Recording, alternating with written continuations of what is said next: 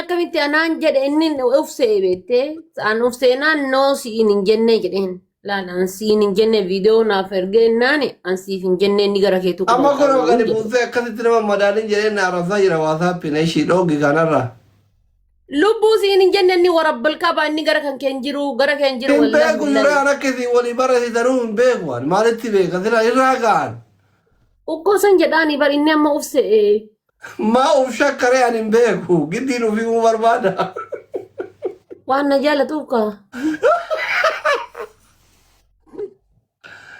يا أبو الذكية قال قاري وبالله الكريم أنكثي والجالة توه الدليل لهم بيكو كل ربي النار قلبتها الكني سلة في الجنة عفونا لله هنا كان الراجي تران أمريكا جراد فرارنا والله نيا كان كيتون كابو والله تقوم أصلي نيا أنك ربي نارجو نيا كلين كابو هم بيكولة علىك لك أمريكا جراد فرارنا يو كيتا تمو فرات نو غرقون كابو إني نوسي جالتا والله نما كسيتي متي كان كمان كابو برين ديني ما سي جالتا وكسيتي بر ودونا ما بيروتا يا مدن تارا يدي جاتي سندندا متي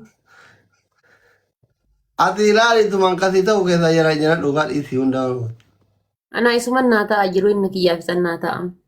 Ani yoo isa wajjin jiranne qurxummiin bishaan keessa bate jiraachuu Gifti kennaa jirti amma qara'u. Dibas jala sare. Giine garii jaalate. Nadii guubii bar nadii guubii bar. Bultee sidii kuu gifti kennaara. Kababdaa beeka kennuudhaaf. Miira keessa nagalchuu isaa kennaate. Haga ma argu dhabe bar sat yela yede midi isa asirra hin fidu asirra walin hin dhufnu walin arginu kenna private dhabi rakkate rakkala channa game gifti ol darba bar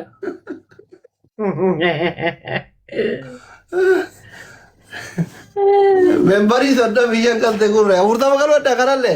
Thank you. Lubbu barakati mitishi yene alam Anteko my private, my life, not the social media, okay? Akasit of Bekiati.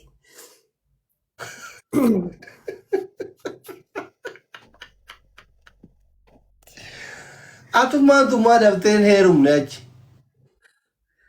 Wallah amma isinirra heeruma bara kana na eegi yeroo muraasa. Ambar warri si jaalatu hundi na xamadee sababaa kee habibti. Heerumi wallah diinni natti baay'ate wallah heerum.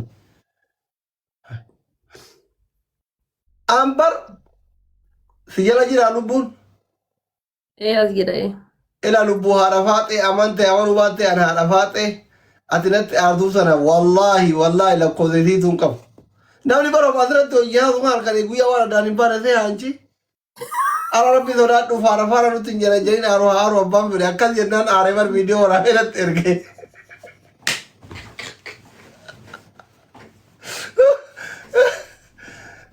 Dhiiraa mala keessirritti hin beekne dhaggeeffadhu haadha faaxee wallaahi. Ara saati dami afur walina sofna. Amma dhaggeeffadhu fa dhaggeeffadhu. Saati na naaf inni gargar saati laayifii qofa. Ishii dhaggeeffadhu.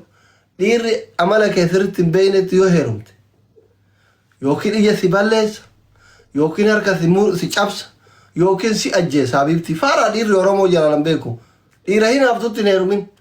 Lubbu bar inni gara shakkii gara waan saniiti mit bar gara yookaan waan badaa walii dalannaati mit bar wallaahi namoota ani haasofsiisuuf itti dhiyaadhuuf waliin qaaqu keessa inni nama gizee ani inni soddaa sii ta'a jedhu lakki inni ana obboleessadhee na mormuu jechuudha siigalee nama baqa waa hunda yoo ta'ellee ta'uu baatellee gara kan gaditti hirkatu keessa nama tokko garuu inni waan gara saniiti miti bar shakkiin inni jedhe siif hin ta'u bakka jette san akkamiin siif hin ta'u jedha.